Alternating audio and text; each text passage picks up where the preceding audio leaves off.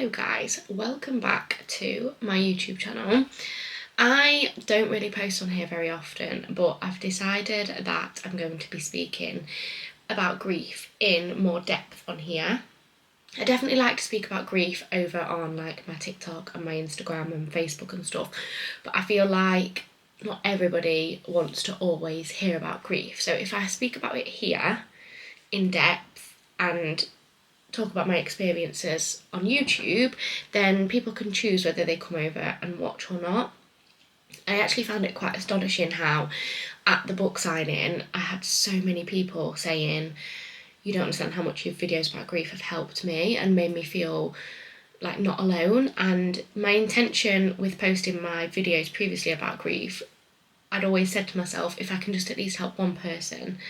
And definitely more than one person came up to me at the book signing and said, your videos have really helped me. So I thought, right, I'm going to do a full YouTube video just sitting down, speaking about as much as I can speak about and sharing my thoughts and feelings. And not only is this helpful for me, but hopefully it's helpful for you as well. So I'm going to start at the start of my grief, and I've definitely experienced grief before. I lost my dad's dad in December 2022 and I really struggled with that, but I have never experienced anything like what losing my dad and losing my nan has felt like. I don't think I could have ever prepared myself for how it's felt to lose my dad and my nan, which is essentially two parents, because my nan has been a mother figure all my life. She's played a motherly role and I was extremely close to her. So yeah, I feel like I've lost two parents. When I speak about my grief, I'm going to mainly speak about my nan because obviously my nan is who I've shared online and that's who you all know as having my relationship with. And the grief with my dad and the grief with my nan is very different because they're very different circumstances. So I feel it's only right that I speak about my nan more than my dad, but that doesn't mean that I'm not still really struggling with the loss of my dad, because I am. When I lost my nan, I wrote down a lot of my feelings in my notes, and I just want to talk about it because I want to normalise it. And I want people to know that if you are feeling this way, then you are not alone, because I felt very, very alone. And I kind of wish I'd have found somebody online that had spoken in the way that I'm about to speak. I think that probably would have helped. So in the very early stages when we lost my nan, I was totally in denial and it didn't feel real. And I kept telling myself that she was still at home and that she was going to be sat in her chair and that it wasn't happening. And whether that's like an unhealthy way of dealing with it or not, I don't know. But that's just what I did. I just kind of refused to accept it. It didn't feel real. And I kept just saying to myself, like, no, this isn't happening, this isn't happening. It almost felt like an out-of-body experience. I didn't feel like I was me. And I just kept thinking, this isn't happening to me, this isn't happening to me. And then obviously, as time's gone on, I've accepted this is absolutely happening to me. This is real. In the early stages, I also felt a desperate need, and I still feel it now, for my old life back. And I just kept thinking to myself, I would do anything to have my old life back.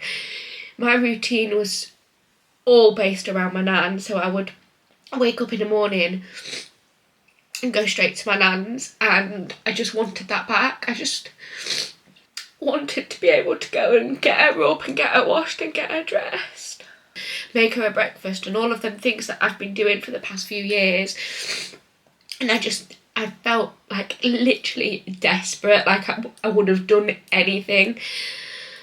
I still feel like that now, but I have started to develop more of my own routine now. But yeah, I was just desperate for my old life back. I just wanted my nan, and I felt this real like loss of identity because I was her carer. I just felt like, what is my purpose now? I'm just scrolling through my phone to look at the other things that I wrote down. I also spent a lot of time replaying the last few days of her life, just going over it in my head, the flashbacks of the last few days and the last few moments, and that did consume my brain a lot, and I definitely still have them moments. In fact, I had it yesterday where I just couldn't get it out of my head, but they are less frequent now. Just to note as well, my nan passed in June, it's now October, so it's been around 4 months, and that has become less frequent. It's really strange for me to sit here and say I wish I had more time when there's loads of people, such as my dad, who passed away in his early 60s, and there's loads of people that have lost people at a young age and probably think like you had loads of time, but that's just how I feel. I think that even if I'd have had all the time in the world, it wouldn't have been enough, because she was so special and so important to me. I've purposely not done my mascara because I knew I'd cry. That just nothing would have been enough. I just wish I had more time with her, and I felt like that a lot. These are really obvious things, but I still want to speak about them because they've been really loud in my grief journey. The need and the desperation and the want to speak to her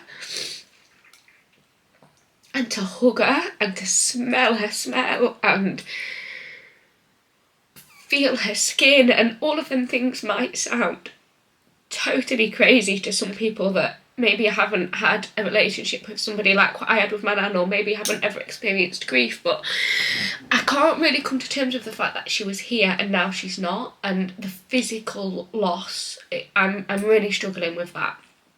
How can somebody be here 1 minute and then just be gone? It's so bizarre, and it's a concept I probably will never come to terms with. And from posting on my Instagram and like reading my messages and stuff, I think it's a concept that a lot of people do struggle to come to terms with. I don't think that I'm alone in that. As time has gone on, I have felt a real sadness about the fact that life is moving on and my nan and dad aren't here anymore, and I've really struggled with that. Like, as time goes on, I'm feeling a bit better, more myself maybe is a better way to put it, but it's also harder because life is going on, and I particularly struggled with the change of the seasons. As we were coming into autumn, I was thinking, oh my goodness, my nan loved autumn. She'd love to watch the trees and leaves turn brown, and she loved to watch the seasons change, and she's not here for that. So that felt like a really harsh reminder that life is moving on and nan isn't here anymore. Every great opportunity that's come my way or good thing that's happened to me since my nan passed has had a real negative feel to it. So I've had some really unbelievable opportunities, and I've taken them, and I'm proud of myself for doing that.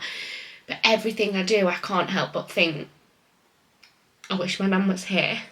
And I really wanted to mention that because on my other social medias, it probably looks like I'm living this incredible life, which I am, and I'm so grateful for. And I have vowed to myself that I'm going to keep going, and I'm going to keep living, and I'm going to keep seizing all these incredible, fantastic opportunities, because that's what my nan would have wanted. But I want to make it clear that there is this sense of loss and this sadness around absolutely everything now. I've really struggled with the concept as well that, you know, my nan and dad aren't going to see me get married, they aren't going to see me have children, and I always knew that with my nan that was a risk. There is no way I would have coped with bringing a baby into this world and looking after my nan at the level that I was. I was already really careful with my time because I was on the verge of burnout a lot of the time, and being a carer is hard and challenging, and I just knew I would never have been able to do the both. And there are some people that do it, and wow, how they do it I don't know, But for me personally, I kind of knew that wasn't an option. And I also kind of knew that I would never be prepared to let go of much of the responsibility of caring for my nan, because I knew I wanted to do it for her. So I suppose deep down I always knew that my nan would never meet my children unless something changed and someone else picked up the caring role within the family, but that I also knew that was probably never going to happen. So I almost knew it, but this is very final. And it's really hard. Having said that, what I do know is that if I am fortunate enough to have children of my own, my nan will be so ingrained in them because of how much she's ingrained in me. If I can become at least half of the person that she was to me, to my children, then I will be happy. And there's so many things that she's taught me, and there's so many things about my personality that come from her, that I know that she will be present in their lives, even though she's not here anymore. The situation for me personally with writing the book was really hard as well, because that was a journey that we started together, and it was a journey that we were supposed to finish together. I'm not going to touch on that too much because I have spoken about that a lot elsewhere, and I also know that writing a book isn't the kind of thing that most people do. So for me it was hard, but it's probably not that relatable for other people, so I'll not mention too much, but that has been really hard. I've had this real sense of fear that memories are going to fade. So I've really struggled with the idea that, like, I've got all these memories in my head, and I've got loads on my phone, which I haven't been able to watch yet. I'm not there yet. I really struggle with the sound of my nan's voice. I know I've got them there for one day when I need them and when I'm ready and when I want them, which I know I'm very fortunate for. And in so many ways I am so fortunate, you know. Me and my nan got to spend all this time together, which isn't the norm, isn't an option for most people. I do know that, and I hold that very close to my heart. But I'm just really scared of the memories that I have got fading away. So I have been writing some of them down, and I found that, like, really, is the word cathartic? It's just been really healing, and I've really enjoyed that. I just wanted to touch on guilt as well whilst I'm here in this discussion, because I've really struggled with guilt, and that probably blows a lot of people's minds, because every person I've said to that I feel like this are like, Jess, you couldn't have done any more. And I know that, I do know that. I did everything for my nan, I gave everything, and I would do it all again in a heartbeat. But for some reason, when you're grieving, guilt creeps in, and I think it's quite a common feeling. But just thinking, I should have told her that I loved her more. Oh my goodness, I told my nan that I loved her every single day, multiple times a day. And then thinking, oh, I wish I gave her more time. I spent so much time with her, so much time. It's just a really natural part of grieving to feel guilt, but what I will say is it's irrational, and it's really important to challenge the guilt. The way that I personally challenged the guilt was to argue back to the guilt inside my head with the facts, with the hard evidence that I've got. So one thing I kept thinking to myself was, did she know that I loved her? Oh my goodness, yes she did. I have all the facts there that clearly show that my nan knew that I loved her, because she told me so many times. She thanked me for being so good to her so many times. One of the last things that I said to my nan was that I loved her. Of course she knew I loved her, but there's just this guilt up here that makes you question, did they know that I loved them? And as time goes on, that is becoming easier, and I am able to look back now with a lot more strength and certainty that my nan absolutely knew how much I loved her. I think this is a very natural part of grief. I also spent a lot of time saying, I should have done this, I should have done that, what if I'd have done this? And I think it's really important not to base feelings and decisions on what ifs, should have, would have, could have, because it's all hypothetical, none of it's real.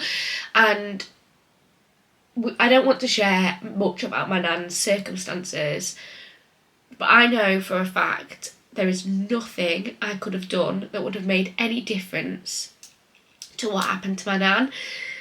And I've been told that by doctors, yet I still, in my head, was thinking I should have done this, and what if I'd have done this? And I did that for days and weeks. And I finally accepted that, you know, there is nothing that I could have done.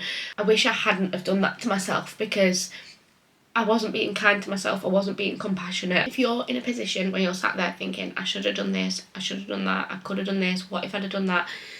Please take a moment to stop and just breathe and be kind to yourself, because you've been through enough without beating yourself up over ifs, buts and maybes. Just want to touch on the physical symptoms of grief. So not only have I felt it emotionally, I've also felt it physically. So I've really struggled with my sleep, and that has been a mixture of tossing and turning and not being able to sleep, waking up in the night and being wide awake with these awful thoughts, and night terrors, night sweats, bad dreams, really realistic dreams, and that's been really difficult, because for me, my sleep is so important to me. My sleep really impacts my well-being. So if I haven't had much sleep, I find that I don't function very well, I'm more anxious, I'm easily irritable. So sleep for me is so important, and that's just been compromised through grief. I've also struggled with tinnitus. If you don't know what tinnitus is, it's a constant ringing in your ears,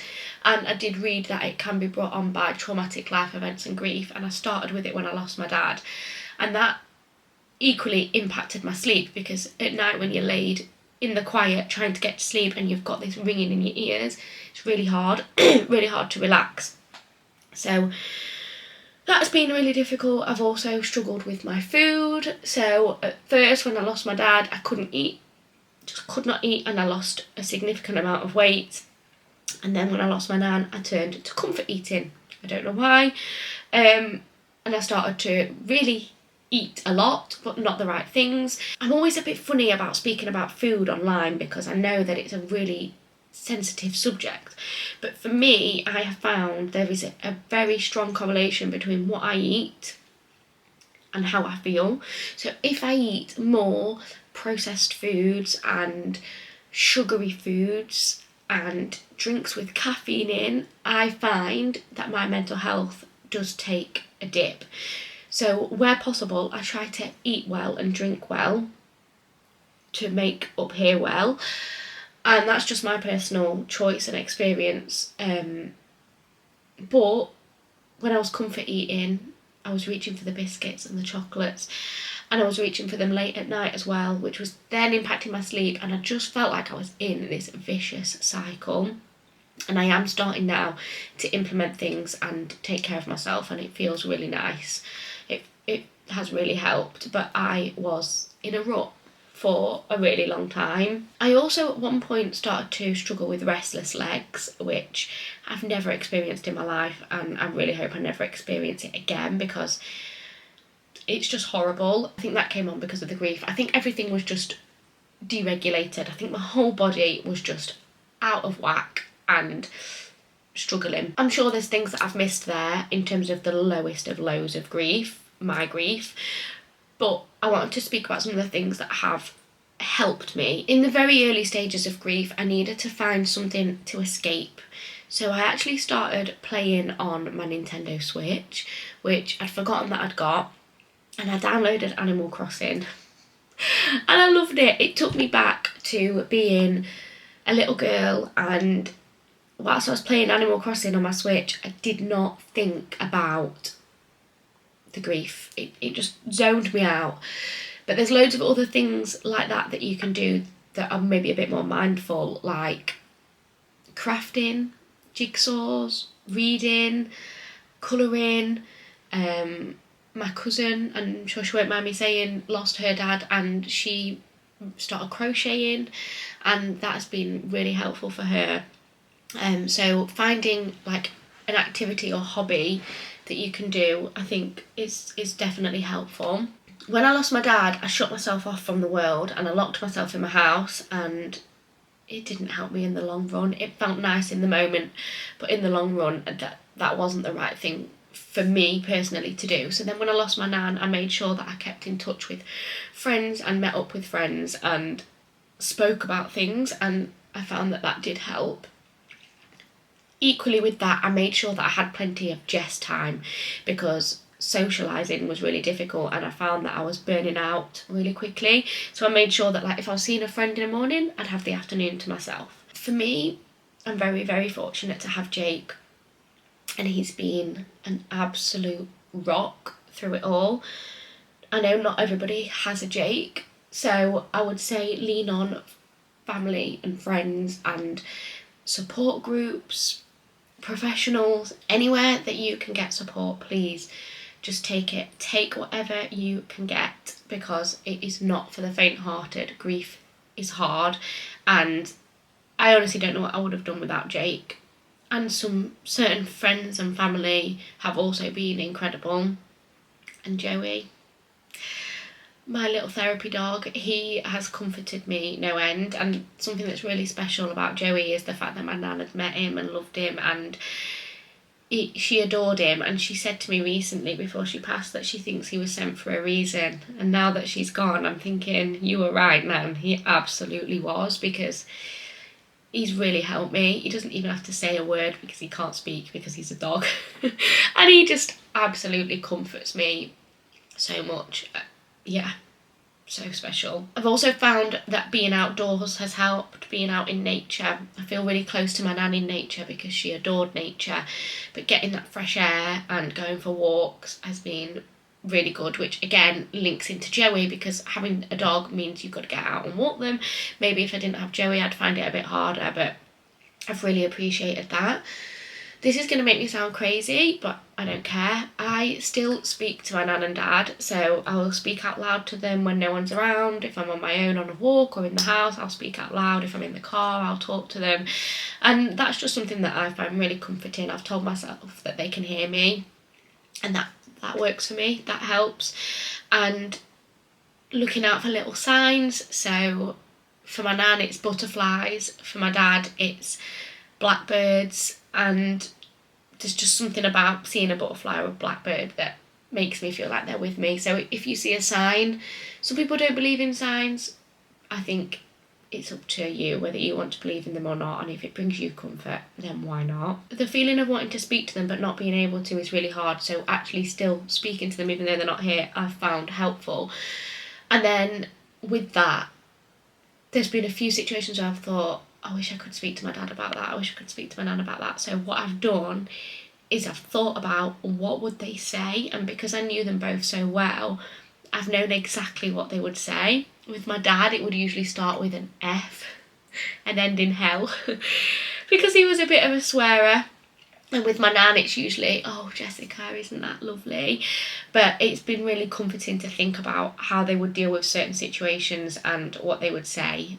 And I found that really helpful. I've also found a lot of comfort in going to places that my nan liked and enjoyed. So there's a park near us that she loved, Clumber Park. I've been there a few times and I felt quite close to her. I felt really close to her when I went to Edinburgh as well, because I think she went to Edinburgh and there was a lot of blue things there, and my nan loved the colour blue. So I would recommend going to places that make you feel close to your loved one if you're ready. I found that really, really comforting. I personally don't drink and haven't drank now for over 3 years, but if I did drink, I think whilst I'm grieving I would be trying to stay away from it, because alcohol is a depressant, and whilst it numbs the pain in the moment, it doesn't heal it long term.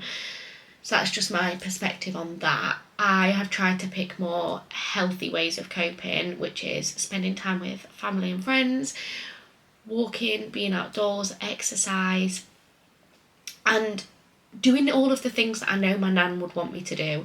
So when something's come up and I've thought, oh, I don't think I can do it, for example, the book tour or going away or meeting up with friends, I've thought to myself, well, what would my nan say? What would my nan want me to do? And every time the answer is, my nan would say, go girl, go and do it, go and live your best life. So I've really tried to hold on to that and do everything that I've done with her in mind. There have been times where I have felt how on earth am I going to continue without my nan?